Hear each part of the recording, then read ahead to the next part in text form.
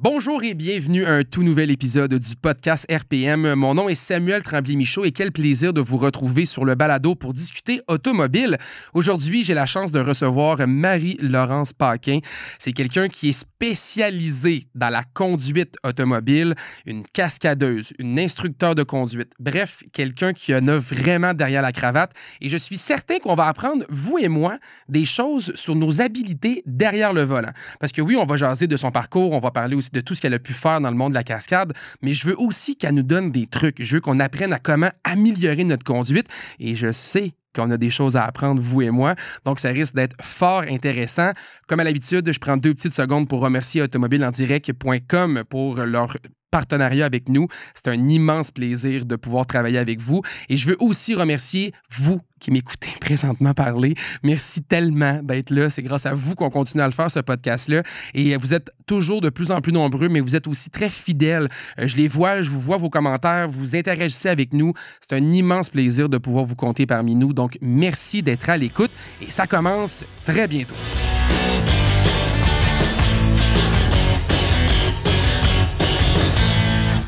Une des choses qui est évidente pour moi, Sam, c'est que l'automobile coûte cher.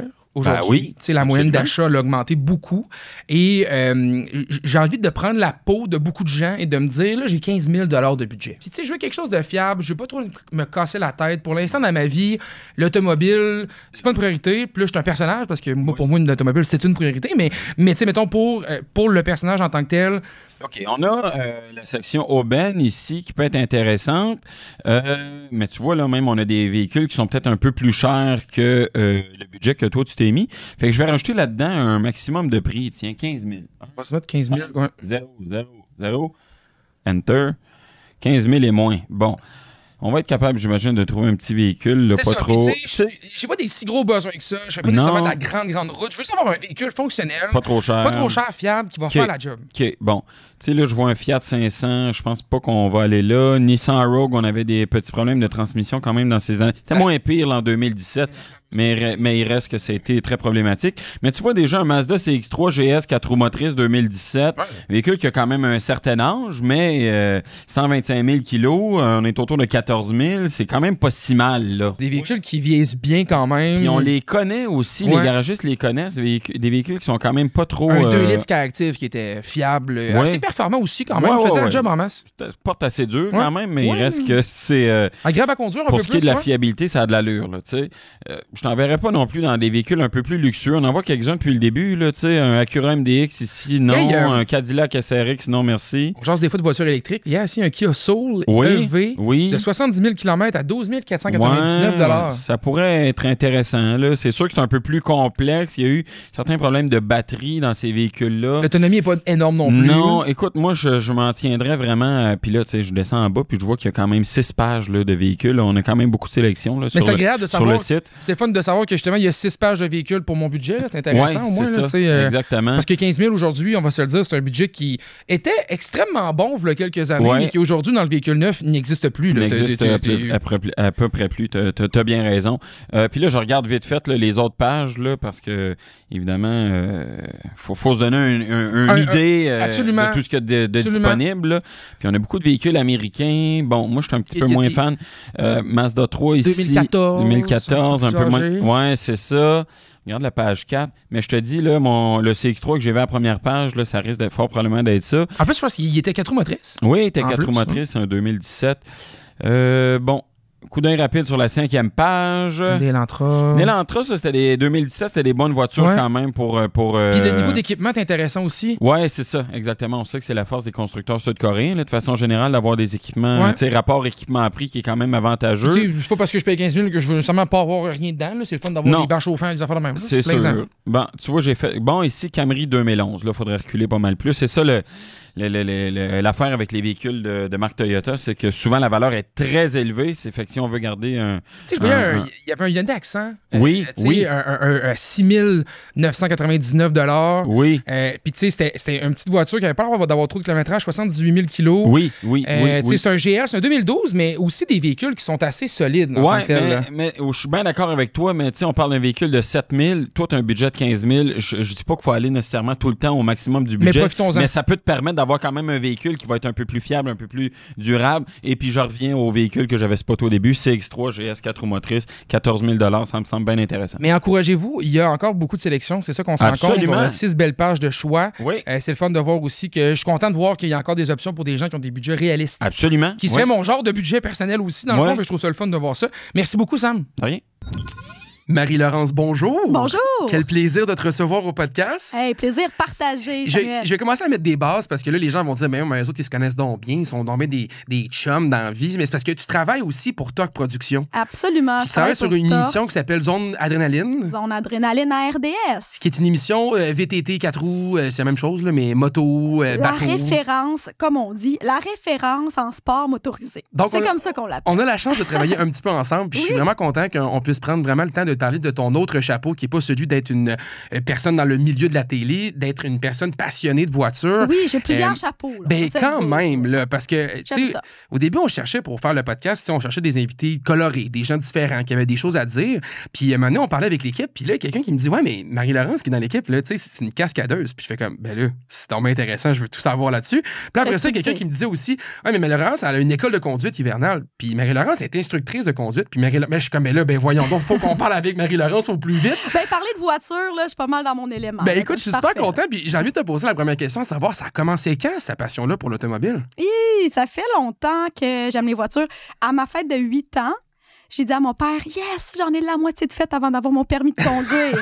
8 plus 8, 16, là, je le savais. T'avais-tu déjà touché à des machines un peu? Ou? Pas grand-chose, non, vraiment, parce que nous, je viens pas d'une famille passionnée par l'automobile tant que ça. Oui, mon père a toujours aimé ça, mais tu sais, je veux dire, j'avais pas de 4 roues, puis j'habitais pas sur une grande terre où on fait plein d'affaires. Donc, j'avais pas vraiment eu d'expérience, mais je sais pas pourquoi, j'avais vraiment cette envie-là de conduire. Puis, à 11 ans, quand moi j'étais âgée de 11 ans, mon père m'a amené, mon frère et moi, faire du karting, comme toutes les familles. J'ai capoté. Et mon frère avait 16 ans, 5 ans de plus que moi, pas du tout intéressé, s'en foutait. Non, le karting, c'était pas pour lui. Non, pas d'intérêt. Donc là, mon père a vu à quel point, mes parents ont vu à quel point j'étais motivée, a acheté un kart usagé. Les deux, on a commencé en même temps. Mon père et moi, on a fait du karting ensemble l'année suivante, des compétitions un peu partout. Nous, on venait de Drummondville, on vient de Drummondville, donc plus en Mauricie, Pointe-du-Lac, Grand-Mère, dans le temps qu'il y avait une piste de course de karting là-bas. Donc, c'est comme ça que ça a commencé, dans le fond. Puis, on le savait pas, mais ça allait changer ma vie. À 12 ans, là, parce que j'ai parlé avec Raphaël Lessard et Tommy Lemaire dans un précédent podcast de la saison, que d'ailleurs, j'invite les gens à écouter si vous n'avez pas écouté. Très excellent. C'est vraiment intéressant. Ouais. Et ben, je vais dire ça, c'est normal, mais vraiment un podcast qui est le fun à écouter.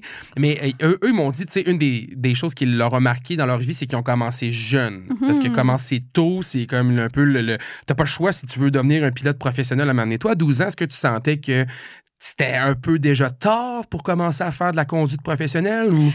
Non, parce que... Non, je trouvais pas que c'était tard. Là. Je pense que quand tu commences 15-16 ans en karting, là, c'est peut-être un peu tard, mais c'est sûr qu'il y a plein de pilotes de Formule 1 qui ont commencé à 8-9 ans, là, puis, comme les Raphaël Lessard de ce monde aussi. Mais moi, c'est ce que je voulais faire dans la vie, être pilote automobile. Puis j'en ai fait longtemps. J'ai fait 6 ans de karting. Ensuite, j'ai fait 2 ans en Formule 1600, en monoplace.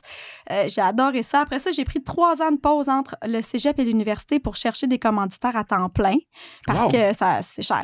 C'est le navigeur. C'est ça qu'on a pu comprendre aussi.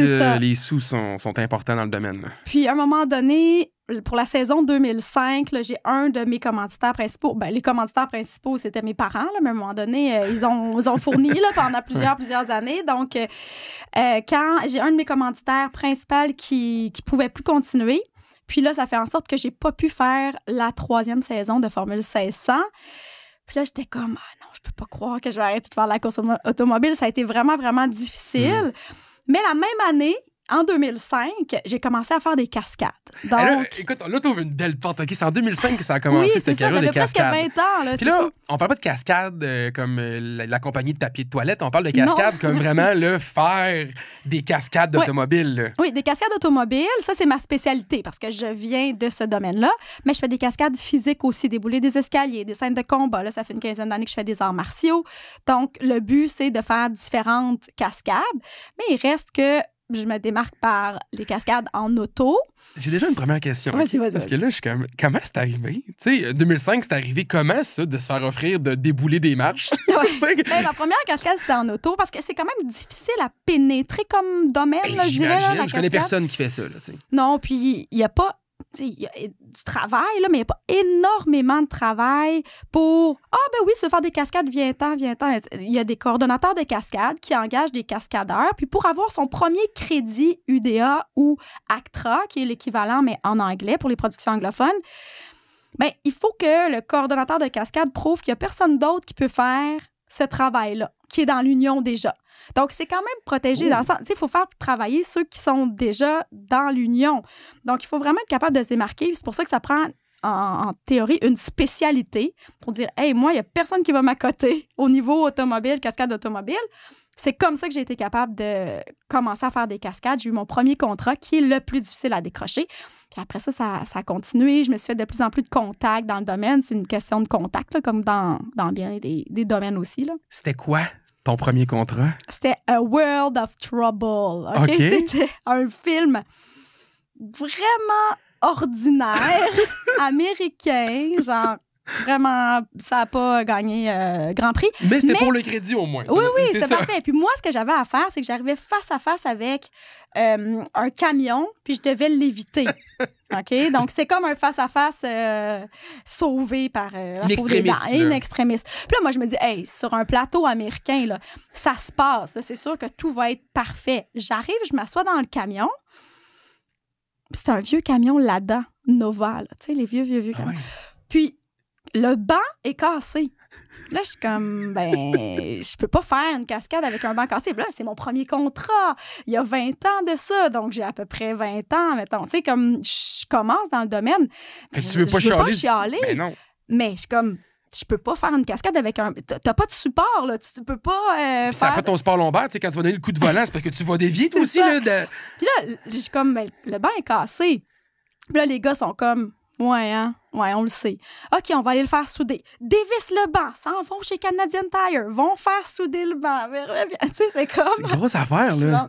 C'est un film américain. C'est donc bien bizarre. Bref, après ça, tout s'est super bien passé. Mais t'étais dans le camion? Oui. OK, parle-moi comment ça s'est passé, là. T'as 20 ans. Comment tu te sentais? Bien, c'est sûr, extrêmement stressée. Puis tu veux bien faire les choses. Mais en même temps, je suis dans ma zone de confort. Là. Je peux faire ça, là, éviter un camion dernière minute et tout ça. Donc, moi, la conduite de précision, c'était comme ma force, dans un sens, parce que, bon, toutes les années, les 8 ans de course automobile, il y a toujours plein de monde autour de nous. Tu prends le départ du Grand Prix Trois-Rivières. J'ai fait une course aussi sur le circuit Gilles-Villeneuve. Tu sais, c'est comme... J'avais fait des gros événements avec plein de voitures autour de moi. Mais là, je me suis dit, j'aimerais ça ajouter une corde à mon arc. Et j'ai acheté une voiture de drift pour être capable de faire des dérapages contrôlés, des choses que j'avais moins fait en course automobile, parce qu'en course, quand tu dérapes, tu perds du temps. Donc, tu veux éviter ça à tout prix. C'est ajouter une autre corde dans ta lignée de conduite. Exact. Donc là, j'ai mis mon cerveau de pilote automobile sur le côté, puis j'ai essayé d'intégrer un cerveau de drifter. Donc, quand ça commence à déraper, t'appuies sur le gaz encore plus. Mais là, c'est complètement différent. C'est comme le contraire de ce que je faisais habituellement. Super trippant, super le fun. J'ai rencontré plein de monde tellement gentil dans le domaine de la drift aussi. Je me suis amusée avec ma 240 SX pendant des années. Puis, à Sainte... Tu faisais encore de la cascade en même temps? Oui, c'est ça. Dans le fond, c'est un outil. J'ai commencé en 2005, les cascades. En 2007, j'ai acheté ma 240. J'étais à Saint-Eustache, feu Saint-Eustache, tous les dimanches pour faire de la drift. La piste qui est fermée. La piste qui est fermée. On s'ennuie. Exact. On s'ennuie déjà de ça. Une chance que la plupart des activités de Saint-Eustache ont été transférées à Icar. Mais tu sais, quand même, c'était vraiment le fun à Saint-Eustache. 2005, ça a été ta première cascade. Est-ce que tu en as fait d'autres, des marquantes, durant ta carrière de cascadeuse? Parle-moi d'anecdotes. Je veux tout savoir. Là. J'ai envie qu'on creuse. Là. J'ai fait plein de choses. J'ai doublé Kathy Bates, celle qui fait Misery. Là, oui. Comme elle est beaucoup plus âgée que moi. Oui. Puis on n'a pas tout à fait le même physique, mais on a la même grandeur. OK? C'est ça qui compte. Donc, tu sais, je pense qu'elle a à peu près 100 livres de plus que moi, Kathy Bates. Donc, c'était pour Bad Santa 2. Et il fallait que je fasse un essayage, évidemment, pour lui ressembler un peu, parce que ça, c'était des cascades plus physiques, là, tomber à pleine face sur la glace, des affaires comme ça, me faire bousculer dans une foule.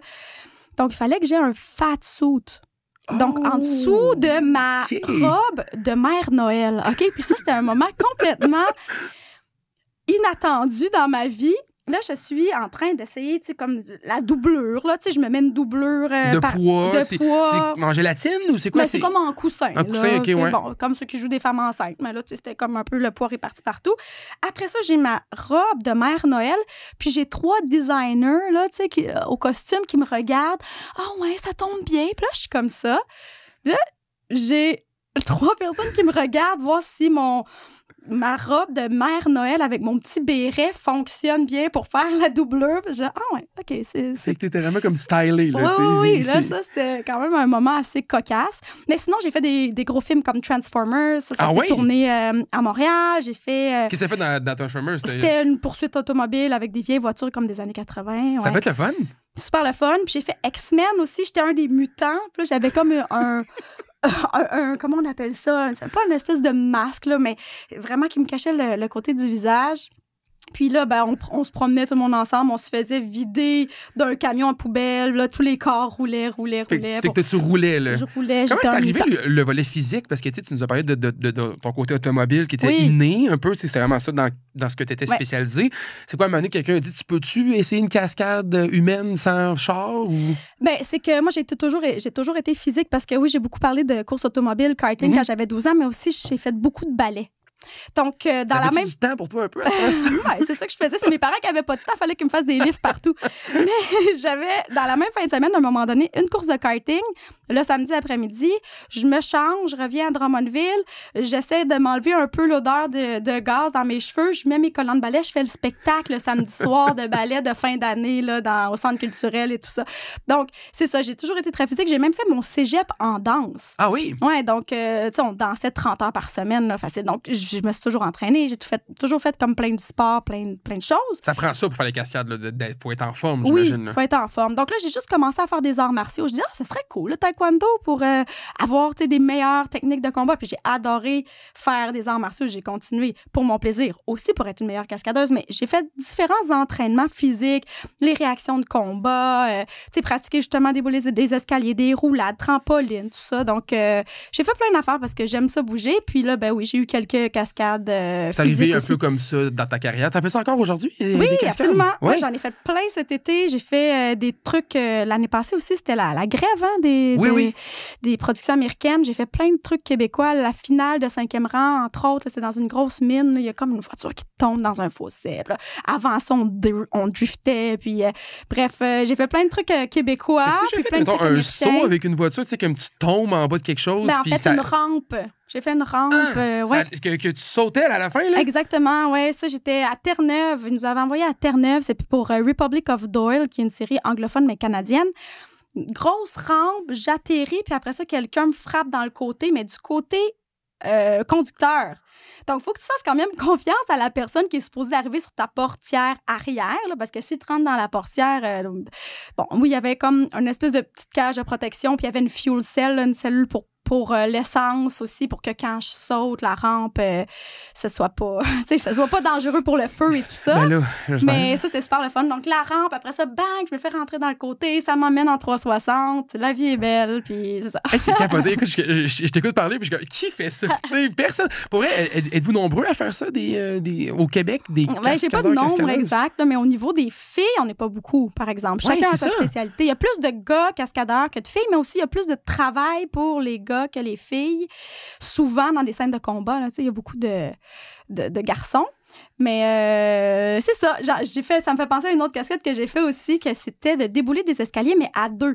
Donc, on se bat, toi puis moi. Là, toi, t'es mon agresseur. Puis moi, je t'attaque. Puis là, tu me pousses dans les escaliers, mais moi, je te tire en même temps. OK. Donc tu m'amènes. Oui, fait que là, il faut qu'on roule à 2. Oh. Puis d'un côté, c'est comme une descente de cave. Là. D'un côté, c'est un mur en briques avec beaucoup de relief, que ça va bien t'égratigner le bras. Puis évidemment, je suis en petite robe, puis je peux pas me mettre de protection. Là. Souvent, c'est ça, talons hauts, puis petite robe. J'avais des protections sur les hanches, mais rien sur les bras, ni rien.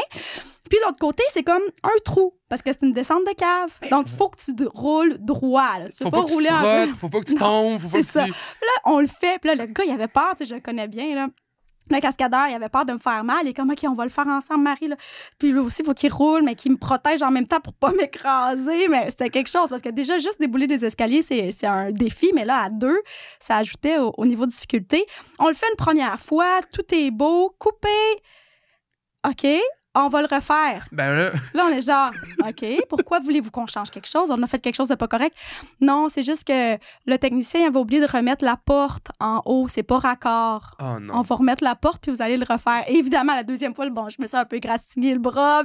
Mais la première fois, j'avais comme juste des bleus. On peut pas s'en sortir sans bleu là, pour découler des escaliers. Non, mais c'est fâchant. T'es comme là, la porte aurait pu être là, s'il vous plaît. Ouais, là, c'est quand même une grosse cascade. Là. Oui, mais c'est ça la vie. C'est capoté. Est-ce que tu t'es déjà blessé? Je me suis blessée à l'entraînement. Trampoline, je me suis cassé le coude. Ah oui? Pour un film, c'est-tu pour un... C'est tout quand même, c'est pas pire. C'est pas pire quand même, je trouve. C'est vrai qu'un coude, c'est pas pire, ça va quand même bien. Juste un coude. Mais à part de ça, dans les cascades, t'as jamais eu de problème? Non, mais c'est ça l'idée, c'est d'être assez entraîné et prêt pour que quand il t'appelle, le téléphone sonne, il faut toujours que tu sois prêt. Là.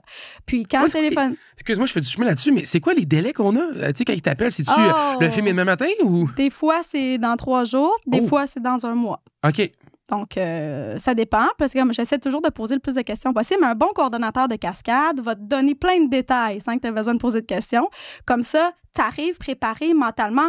Ça m'est arrivé de louer des voitures, de mettre une corde avec une grosse boîte de carton pour vraiment être capable de bien me timer, entre guillemets, à faire un accident, à créer un accident, parce que ton cerveau, il veut pas là, que tu fonces dans la boîte, là, tu comprends? Parce que c'est la voiture dans laquelle tu vas être obligé de foncer. Et d'autant plus que t'es pilote aussi. Oui. J'imagine qu'en tant que pilote, ta mission, d'éviter les accidents. Ça, exact. Fait que j'imagine que c'est dur de réussir à faire jouer ça dans ton cerveau. Ouais. Fait que tu t'entraînes. Ouais, pour ça, exactement. Donc, en sachant ce que tu as à faire, mais tu peux vraiment aligner tes entraînements vers ça, ou s'il faut que tu roules, s'il faut que tu fasses une chorégraphie. Des fois, on a aussi des répétitions, des pratiques pour la chorégraphie de combat, par exemple. Donc... C'est capoté. On dirait que je trouve ça être tellement mystérieux comme domaine. Puis on en parle, puis c'est un domaine qui est, encore une fois, très mystérieux. On ne sait pas dans quoi on est actuellement. T'es une femme. Comment c'était de réussir à évoluer? Puis, tu sais, j'ai envie qu'on ouvre maintenant peut-être un peu plus, oui, la cascade, mais j'ai envie de te poser la question en général dans l'univers de la course. Oui, automobile. Ouais, j'ai toujours été une des seules, je veux dire, en cascade. Il n'y a pas beaucoup de filles, mais il y en a quelques-unes. Quand j'ai commencé en karting, je pense qu'on était 3 filles au Québec là, qui faisaient du karting. Là, c'est un petit peu plus populaire, tant mieux. Mais j'en ai eu des commentaires, là. Qu'est-ce que tu fais là? Mais moi, je le sais que je suis là pour la bonne raison. Puis, on met notre casque sur la tête, on veut tous la même chose. Et puis là, on veut gagner, on veut être en avant, on veut s'améliorer, on veut aller le plus vite possible. Donc, être un gars ou une fille, je pense que ça a pas de... Ça fait pas de différence, dans le fond. Je me suis beaucoup entraînée physiquement pour pas ressentir de fatigue, tu sais, au niveau des trapèzes ou des bras ou des avant-bras aussi. Ouais. Là, le karting, c'est très physique. Là, donc, je m'entraîne, je suis en forme, j'arrive, je suis pas déconcentrée pendant une course parce que j'ai mal ici ou là, je suis capable de faire ma course au complet. Il n'y a pas vraiment de différence. Puis, je pense que ça me dérangeait tellement pas que j'ai sûrement eu des commentaires qui m'ont... Tu sais, que je me rappelle plus là, d'avoir eu... tu sais, ça venait pas me chercher parce que je suis comme... Mais ça n'a pas rapport. Je suis là pour les bonnes raisons. Je tripe autant que toi. T'avais un bon caractère aussi, clairement. Ben là. Oui. Clairement, t'avais un bon mindset parce que j'imagine que ça devient difficile aussi d'entendre des commentaires pareils. Ou, tu sais, l'as-tu vécu?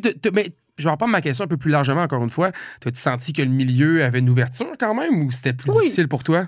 Non, c'était quand même bien. Puis je me suis fait plein d'amis là, en karting. J'étais pas la rejet du groupe. Là. Bonne nouvelle.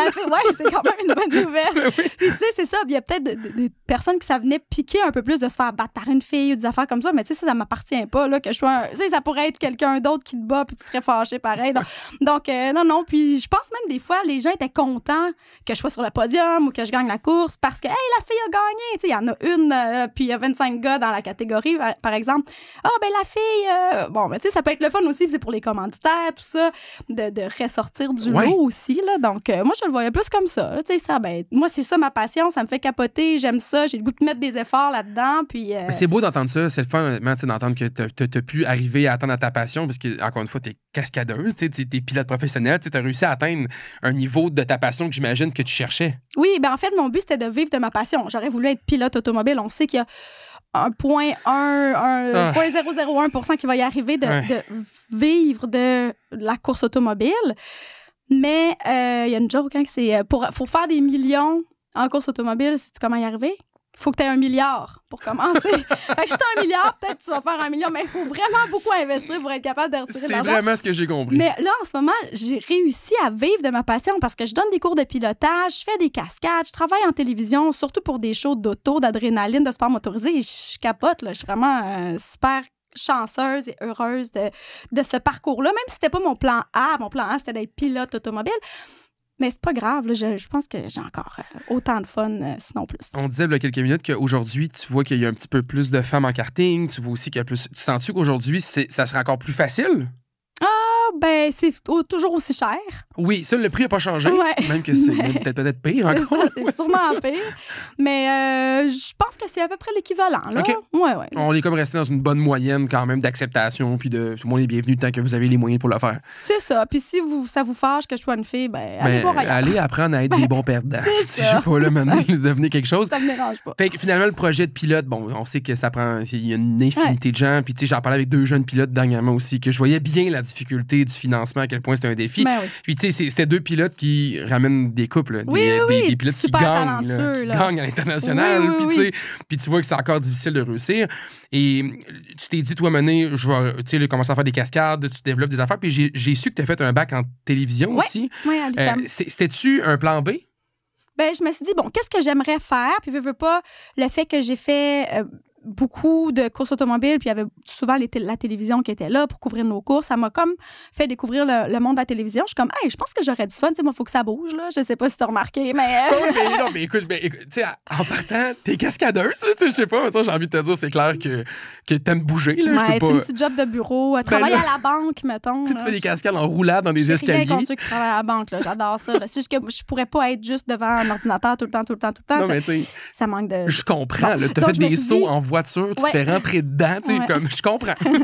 Donc, en télé, je me suis dit, hey, c'est le fun, ça, c'est diversifié. Puis, je me lance là-dedans. Puis, je venais d'un deck en danse. On se rappelle, j'ai fait mon cégep en danse. Donc là, c'était quand même complètement autre chose. Puis, je me suis lancée en télé, programme très contingenté. Là, quand même, j'ai été chanceuse de rentrer là, parce que j'avais des bonnes notes. Puis, j'avais un cerveau qui permettait d'apprendre des trucs. C'est ça que la fille qui m'a... une des filles qui m'a choisi dans le comité de sélection, là, parce que tu passes une entrevue, tout ça, pour rentrer au bac, elle dit, hey, cette fille-là, elle est habituée de se faire coacher. En course automobile, elle s'est toujours fait coacher, en danse aussi. Je pense que si on lui donne une indication, elle va l'appliquer. Puis on va être capable de l'amener plus loin. Puis c'est ça qui a fait en sorte que je suis rentrée dans le bac. Puis c'est vrai que mon cerveau fonctionne comme ça parce que j'ai eu la chance de me faire coacher beaucoup dans mes passions, dans mes folies. Donc, ça fait en sorte que j'ai fait mon bac, je vais dire bac. J'ai fait mon bac en télé, puis j'ai continué d'évoluer là-dedans. Tu as continué à évoluer. C'est quoi qui s'est passé ensuite? Est-ce que tu as travaillé sur t'es-tu devenue chroniqueuse? Qu'est-ce que tu as fait avec ton bac en télé pour... Parce que j'essaie encore une fois, tu sais, de faire le profil de ta personne. Oui, parce que le chemin est tellement atypique que je trouve ça le fun de le tracer. Mais c'est ça qui est le fun aussi dans le domaine des communications, c'est que tu fais ton chemin. Tout le monde a un chemin différent. Oui, exact. Tu peux essayer quelques années, une branche, puis après ça aller ailleurs. Mais moi, j'ai fait des émissions un peu plus généralistes, des shows pour enfants, des quiz, des recherchistes au casting, qui va participer au quiz. J'ai eu vraiment du fun à faire ça. Puis tout d'un coup, je me suis dit, hey, moi, je veux devenir chroniqueuse automobile. Si je continue à prendre des contrats à droite à gauche de télé, j'aurai pas le temps. Donc là, j'ai comme refusé une job à Salut Bonjour. Je suis comme, non. Là, je me concentre sur la chronique automobile. J'ai commencé à travailler chez Auto 123, Autoblog Québec, Autoblog Canada, RPM+. J'ai été chroniqueuse à RPM+, pendant 5 ans. Donc, super le fun, parler d'auto, avoir les voitures de presse, écrire des textes. Puis, c'est ça. Évidemment, après ça, je suis tombée enceinte. Puis, ça a changé un peu les trucs, mais bon, pour le mieux, là. Mais, tu sais, c'est vraiment le parcours que j'ai fait, puis je continue d'être extrêmement intéressée, évidemment, par les voitures. Mais après ça, après ma grossesse, la première, j'ai plus fait des émissions d'auto, mais derrière la caméra, les génies de la vitesse, pour ne pas les nommer. Oui. Donc, je m'occupais de C'est tout. une émission avec Olivier... Olivier Benloulou, oui. puis c'est Marilyn Jonca qui anime, puis on trouve des passionnés de voitures qui modifient leur voiture. C'est comme un peu David contre Goliath. Course d'accélération, une Honda Civic modifiée, par exemple, contre une Lamborghini, qui va gagner? Donc, moi, j'étais comme en arrière de ça, trouver les candidats, voir qu'est-ce qu'on peut tourner, parce que la mécanique, tu sais, veux pas, je connais ça. Ben oui. Je suis pas mécanicienne de formation, mais je comprends Ben, très bien la tu mécanique. baignes dans les autos, exact. là. Ben oui. Donc, je décidais pas mal de tout le contenu avec le réalisateur, puis j'étais comme, OK, ça, c'est important, ça, on peut le filmer, ça va être le fun, puis là, organiser la course aussi, puis j'ai trippé, là, on l'a fait pendant 5 ans, les génies de la vitesse. Wow. Donc, des émissions d'auto, ben c'est sûr que ça me fait triper parce que je mélange les deux, tu sais, je mélange ma passion pour l'automobile, plus la production télé. Quand tu étais chroniqueuse automobile, est-ce que tu faisais encore les cascades en même temps aussi? Je n'ai pas jamais arrêté. Tu n'as jamais arrêté, là, ça a toujours été les deux en même temps. Ça fait 19 ans, puis c'est ça, parce que des cascades, tu te fais appeler, es-tu disponible telle date? Donc, mon calendrier est un peu compliqué, dans le sens que, bon, il y a des fois que si je peux pas avoir une job 9 à 5 du lundi au vendredi, c'est plus difficile, là, ça prend vraiment la flexibilité. De la flexibilité pour les cours de pilotage que je donne l'été, pour les cours de pilotage l'hiver, pour les cascades. Il y a comme toujours des surprises dans l'horaire. Donc, c'est ça. C'est ce que j'aime aussi, la diversité. Eh bien, parlons-en justement de ces fameux cours-là. Oui. Parce que je voulais me rendre justement à cette évolution-là dans ta carrière. C'est arrivé à quel moment que tu t'es ouvert une école de pilotage? Mais ça va être la 11e année. 11 ans, wow! L'école de conduite hivernale, oui. Donc, des cours de conduite, de performance l'été. Ça, j'en donne depuis 2003-2004 à peu près. Mais les cours de conduite hivernale, j'ai fait plein de programmes avec des manufacturiers automobiles, BMW, Mazda, Audi, plein d'affaires. Tu organisais, dans le fond... J'étais instructrice. Instructrice dans ces événements-là. Ces événements-là. Donc, j'étais engagée comme instructrice. Puis je disais, moi, je pourrais en faire des programmes aussi parce que je trouve ça tellement important de montrer aux gens, de redonner un petit peu. Parce que, bon, c'est le fun, je me suis fait coacher, j'adore la conduite. Moi, je me sens super à l'aise derrière un volant, mais c'est pas tout le monde qui se sent super à l'aise derrière un volant. Non. Puis c'est de redonner ce goût de conduire, donner des trucs, des astuces. Aussi de peaufiner, si jamais on aime déjà conduire, aussi Absolument. Juste d'améliorer notre conduite. Apprendre à connaître son véhicule, l'amener à la limite. Tu fais pas ça sur les rues, tu fais ça sur un circuit fermé. Mon école est basée à Saner, près de Saint-Hyacinthe. C'est un beau grand terrain de jeu. On met des cônes, on fait plein de sortes d'exercices, puis vraiment, il y a de quoi s'amuser. Donc, c'est un peu ça l'idée. Il y a des gens qui ont peur ou il y a des gens qui veulent s'amuser. Il y a des gens qui ont très peu d'expérience. Il y a des gens qui n'ont jamais reculé de leur vie. Ah non, moi, s'il faut que je recule, je me trouve une façon pour pas reculer. OK? Donc, il y a de tous les profils, des jeunes, des plus vieux, des hommes, des femmes, mais au moins, je parle de conduite hivernale surtout, mais au moins, ça leur donne des trucs, des réflexes, développer les bons réflexes pour rester en sécurité ou regarder, penser.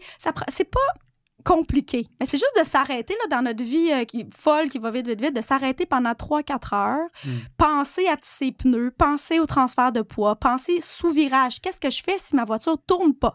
Qu'est-ce que je fais si le derrière part? Whoop! OK, ça peut être le fun pour ceux qui aiment faire de la drift, mais ça peut être très déstabilisant pour quelqu'un qui s'en attend pas et qui sait pas comment réagir. Donc, c'est un peu ça l'idée, c'est d'essayer de rendre nos routes les plus sécuritaires, puis que les gens s'amusent derrière le volant, puis soient capables de regarder au bon endroit, anticiper ce qui s'en vient. La vision, c'est tellement important. Je trouve ça tellement aussi intéressant que tu l'aies ciblé sur l'hiver, on dirait, parce que c'est une période qui t'entend, c'est là que tu entends le plus de monde dire « j'aime pas ça, j'aime pas ça conduire, là je suis pas bien, il y a une tempête qui s'en vient, il annonce une tempête, je roulerai pas, mon auto reste à la maison, j'ai peur de conduire l'hiver », souvent c'est là qu'on entend ça. Oui, je comprends. Ben oui, voyons, c'est normal, la chaussée est plus glissante aussi, le comportement du véhicule est pas pareil, la visibilité est moins bonne également. Donc, tu sais, c'est pas une période qui est toujours évidente. Mais quand on aime ça, c'est le fun. Ouais, il y a une petite couche de neige. Wouhou! Ben oui. On n'a pas le droit, là. Non. On le fait pas. Ben non, jamais. Non. Ben non, jamais. Je sais que tu conduis pas une voiture qui a 4 roues motrices manuelles. Là. Non, toi non plus. Ben non. Non. Ben non, moi non plus, j'ai pas ça. On a la même moto. Je peux dire que j'ai une voiture d'une cascadeuse. Ah ouais. Ça, je me sens comme... Ou d'une mère de famille. Ou d'une mère de famille. Qui aime les cascades. Dans tous les cas, je suis très content. Les deux ensemble. OK, c'est une familiale, mais regarde-moi bien, j'ai un frein à main, j'ai une clutch, let's go. On va s'amuser. Mais on fait pas ça. Non. C'est pour se rendre du point A au point B. Ça, c'est clair. Oui, pas trop de musique. Pas trop fort. Pas trop vite. Non. Puis les bas chauffants, juste quand on est un peu audacieux. Oh oui, hey, c'est fou, ça.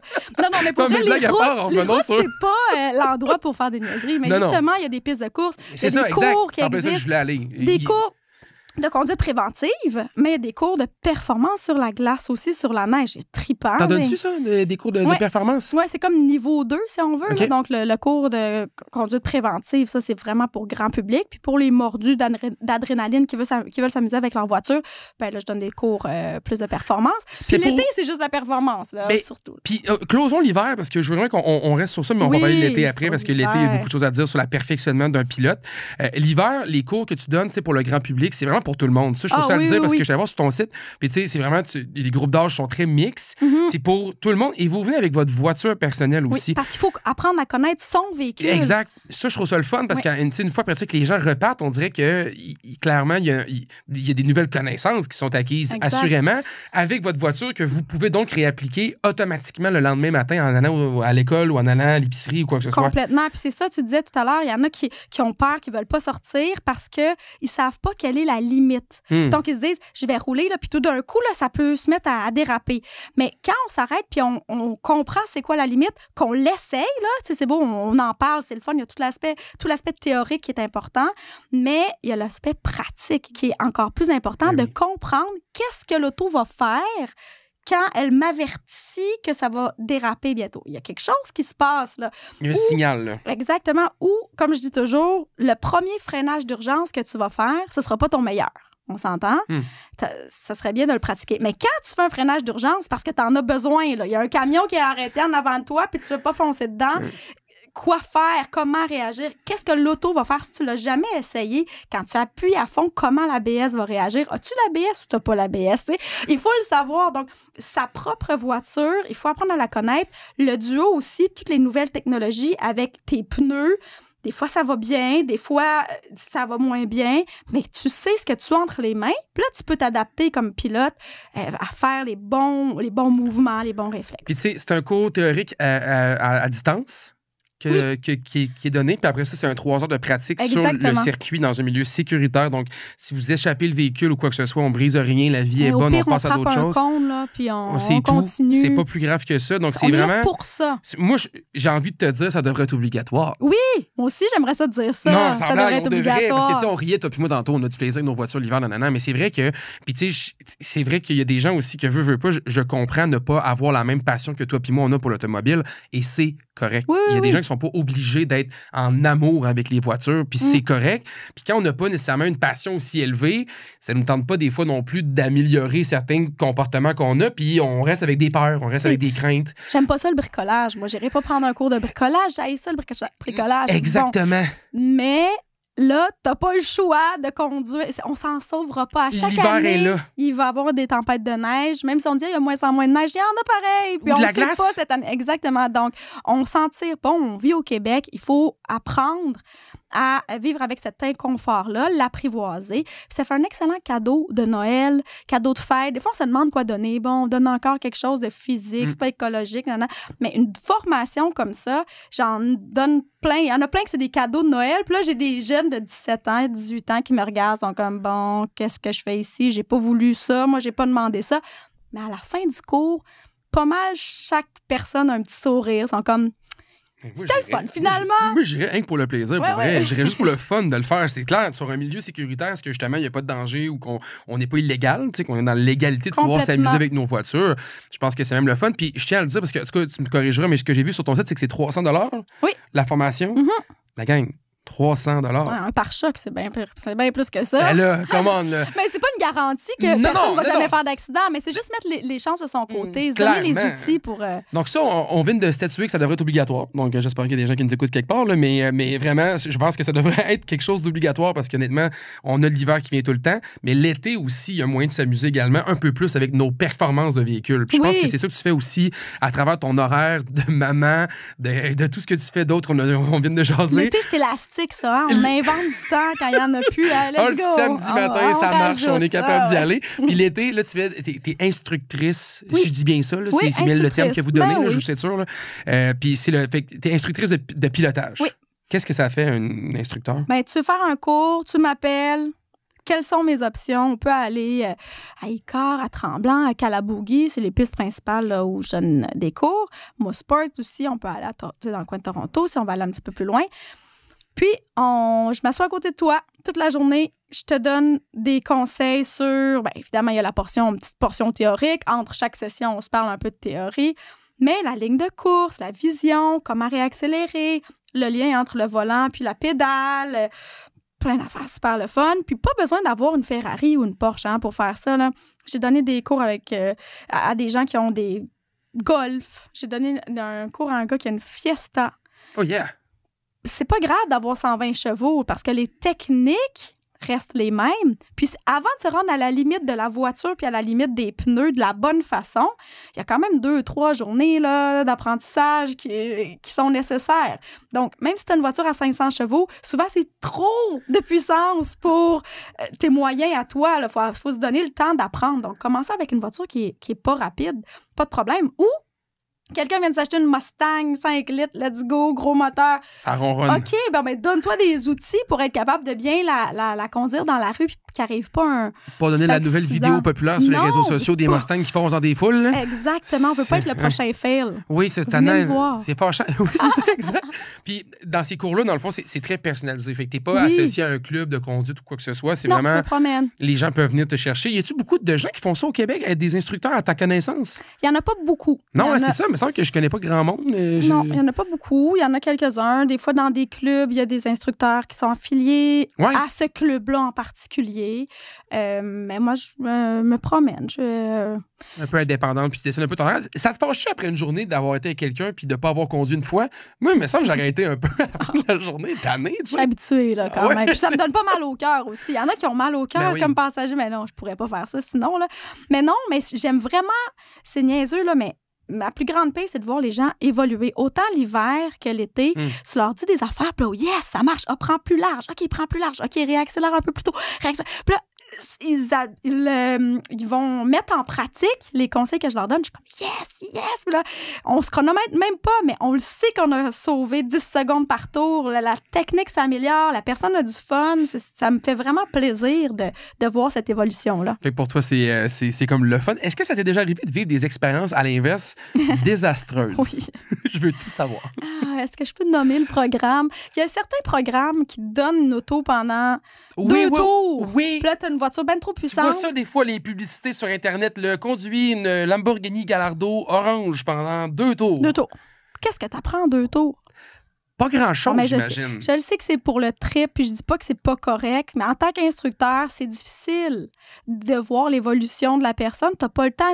La personne connaît même pas le circuit, ça tourne à droite, à gauche. Connaît pas l'auto. Puis là, t'essaies de sauver les meubles, puis que la personne ait du fun, puis de pas mourir. C'est un peu ça que t'essaies. Parce qu'il y a trop de puissance. Waouh! OK, t'es sur la ligne droite, mets ça au fond. OK, 700 chevaux, wouhou! Puis là, après quoi? Il faut tourner là, à droite. Freiner et tourner. C'est ça. Puis c'est difficile de juger le freinage. On freine quand? Fait que là, des fois, t'es là, freine! Puis je suis pas peureuse, là. Non, mais c'est ça, j'ai dit. Ça doit faire peur, à un moment donné. Mais c'est rare. Puis quand la personne, je veux dire, c'est ma vie aussi là, qui est en jeu. Ben, clairement, t'es dans l'auto. Donc, si la personne écoute, d'habitude, les personnes écoutent bien. Là. On est là pour les conseiller. On est dans la même équipe. Là, OK? On va y aller ensemble. Mais s'il y a des personnes qui sont comme « moi, je le sais », non, tu le sais pas, premièrement. Moi, ça fait 25 ans que je fais de la course automobile, puis écoute-moi, parce que sinon, tu vas sortir. J'ai pas eu à le faire souvent. Mais c'est arrivé? Mais oui. Ah oui? Puis des fois, il y a des gens qui me regardent. Hey, c'est toi qui me montres à chauffer. J'ai donné des cours à l'École nationale de police à Nicolette avec Bertrand Godin, entre autres, puis d'autres gens. Puis là, j'avais des grands futurs policiers qui me regardent. C'est toi qui me montres à chauffer.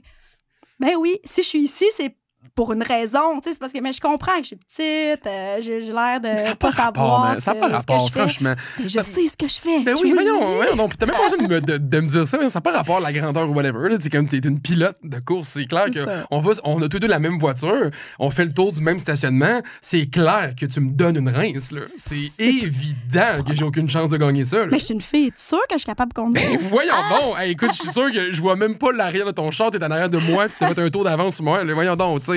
Maintenant, ça n'a pas rapport, là, le fait que t'es une femme ou le fait que ça n'a pas rapport, ça n'a aucun rapport. C'est ça. Fait que t'avais tes grands policiers qui te jugeaient un peu, puis là, finalement, tu leur disais comment ça marchait un Dodge Charger. Là. Ouais. Ben oui, mais je suis là pour faire la formation, pour donner la formation. Donc, je dois avoir des bons conseils. Ben, clairement, à quelque part, c'est ça. Puis le volet de l'instruction, tu dis que tu as eu peur. Tu pas eu peur, vraiment, dans ta vie. Non, mais il y en a qui voulaient pas écouter. Mettons, t'es comme, hey Marie, celle-là, je te laisse. Ou, tu sais, entre nous, les instructeurs, là, on était comme, OK, lui, fais attention, là, il est vraiment difficile. Donc, on s'avertissait. Donc, t'arrives pas en disant, OK, c'est cool, nanana. Tu sais, moi, j'aime ça leur laisser du lousse, là. Amuse-toi, t'es venu pour ça, pour t'amuser. Là. Les affaires de 2-3 tours, là, on s'entend. Là. Oui. Mais là, il y en a qui disaient, OK, attention, cette personne-là veut juste faire à sa tête. C'est comme des enfants. Hein. Il y en a de tous les comportements. J'ai payé, j'ai le droit de faire ce que je veux. Oui, mais on n'est pas là pour planter l'auto ou se tuer non plus. Là. Non, c'est ça. C'est correct que tu aies le feeling du véhicule, mais maintenant, il faut quand même qu'on en revienne à la maison le soir. Là. C'est ça. On veut s'amuser. On s'amusera pas bien là, avec un bras dans le front. Clairement. Comment tu vois l'avenir de la voiture de course en général? Oh, quelle question! J'ai envie de tapoter parce que là, tu m'as comme juste sorti hors de la brume que tu étais aussi instructrice de police. Là, j'ai comme pas su ça non plus. Fait que là, tant qu'à avoir autant de background dans l'univers, j'ai envie de savoir qu'est-ce que tu penses de l'avenir de l'automobile? Ben, je pense qu'il va toujours avoir des véhicules à essence, là. Je pense que oui. C'est parfait qu'on soit de plus en plus éco-énergétique. Les courses de voitures électriques, c'est pas plate non plus. Hein. Il y a la Formule E qu'on a eue pendant une année à Montréal. Ça n'a pas trop levé. Mais c'est intelligent. Moi, j'aurais voulu que ça reste au Canada parce que c'est intelligent de se positionner comme ça dans le monde. Oui, les voitures de rallycross aussi électriques là, qui font des jumps capotés aussi. Oui, c'est ça. Donc, ça ne veut pas dire que c'est électrique, que c'est plate. Moi, je ne suis pas de cet avis-là. Oui, ça ne fait pas de bruit. Oui, ça ne sent pas l'essence. C'est différent. C'est complètement différent, mais il y a du couple instantané. Il y a plein de choses qui peuvent amener beaucoup de sensations avec des voitures électriques. Donc, tout est possible, là, je pense. C'est vrai que le poids des voitures électriques, c'est vraiment un frein dans le plaisir de pilotage, mettons.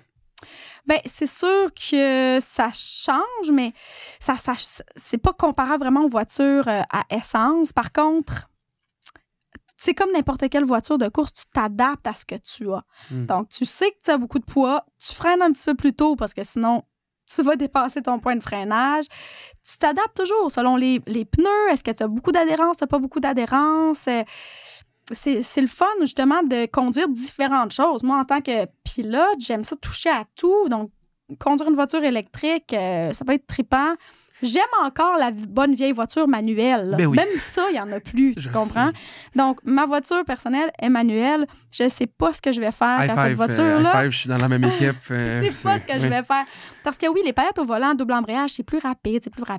Ça peut être le fun aussi, mais j'aime quand même la 3e pédale. Puis décider exactement quand je veux changer de vitesse. On peut le faire avec les palettes au volant, mais on n'aura pas le choix. Ça s'en va dans cette direction-là. C'est pas nous qui décidons. On va tirer le maximum de ça aussi. Je trouve ça le fun ce que tu dis parce qu'il y a beaucoup de gens avec qui je parle dans l'industrie qui sont des pilotes, puis je leur pose toujours un peu la question de l'avenir automobile parce que je trouve ça le fun d'avoir ce input-là. Puis ce que j'entends beaucoup, c'est cette ouverture-là. De se dire, tu sais, Mané, on s'en va vers là. Fait que là, si je veux continuer, puis moi, c'est ça, je dis souvent aux gens parce que les gens me disent, t'aimes ça, toi, les chars électriques, Samuel? Mais c'est pas une question que j'aime ou j'aime pas, c'est une question que l'évolution est vers là. Fait qu'à un moment donné, moi, j'aime la voiture. J'ai toujours aimé les voitures. Les sensations. Puis je suis un passionné d'automobile, puis je veux le rester jusqu'à ma mort, si possible. Ouais. Fait qu'au bout de la ligne, si la voiture se transforme, mais je vais suivre. On va le se transformer courant. avec. Est-ce que je vais m'ennuyer d'un bon vieux bâton dans une voiture? Ben oui, je vais m'ennuyer de ça. Puis est-ce que je m'ennuie des fois de certains produits comme plus abordables? Tu sais, moi, je m'ennuie qu'on n'ait plus de petites voitures. Des petites voitures compactes ou des voitures citadines à manuel pas cher qui se vendent sur le marché. Moi, je m'ennuie de ces voitures-là. Je m'ennuie parce que ça répondait tellement à les besoins de beaucoup de gens. C'était pas trop cher. Puis au bout de la ligne, avec un petit manuel, c'était plaisant pareil. Ben oui. On avait malgré tout, là, moi, j'ai un Kia Soul 2015. C'est un des chars que j'ai. Je l'utilise parce que c'est ma voiture de presse. Tu sais, c'est quoi? Tu étais chroniqueur automobile. Ben oui. Faut aller chercher nos véhicules le matin. J'ai besoin d'une voiture pour me rendre. Là. Fait que c'est mon petit char comme je laisse en arrière de moi. Puis c'est pas grave. C'est mon Leave Behind Car que j'appelle. Puis tu sais, il est manuel 6 vitesses. Hey, le fun que j'ai avec ça, des fois, je me dis, la simplicité du bonheur peut être aussi simple que d'avoir un Kia Soul 1.6 litres manuel. Oui, c'est ça. Mais je trouve ça le fun de t'entendre encore une fois dans ce discours-là de anyway, l'évolution s'en va vers là.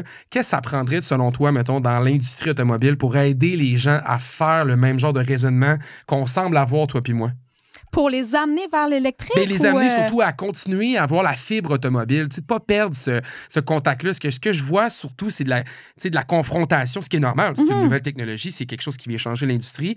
Mais j'ai peur que les gens perdent leur passion, qu'on perde tranquillement la passion. Qu'est-ce que ça prend pour continuer à alimenter la passion? Mais je pense que c'est d'avoir du plaisir avec son auto, justement, parce que être dans le trafic puis dans la construction puis essayer de se trouver un stationnement, je parle de Montréal, peu importe, c'est pas l'affaire la plus fun. Puis moi, à Montréal, je me promène pas vraiment en auto. Là. Je prends mon vélo, je prends le métro, même si je suis une fille de char. Ah oui. Parce que c'est pas là que je m'amuse avec mon auto. Donc, on va s'amuser avec son auto dans les belles petites routes, comprendre la tenue de route, aller sur des circuits fermés. C'est là qu'on peut profiter de notre voiture. Puis comme je dis, pas besoin d'avoir une Porsche pour l'amener sur une piste puis avoir du fun toute la journée. Donc, si tu fais une niaiserie sur la rue, t'accélères trop ou, tu sais, il peut y avoir des enfants, un trou dans l'asphalte, n'importe quoi, c'est pas l'endroit. Ça va te coûter 1 000 $ de contravention. Ouais. Tu pourrais aussi, pour 1 000 $ amener ton véhicule sur une piste de course et t'amuser de 9h à 5h. Ouais. Je pense que c'est plus intelligent de faire ça que d'essayer de faire des trucs niaiseux dans la rue. Ben, niaiseux, là, tu comprends. Oui, on s'entend.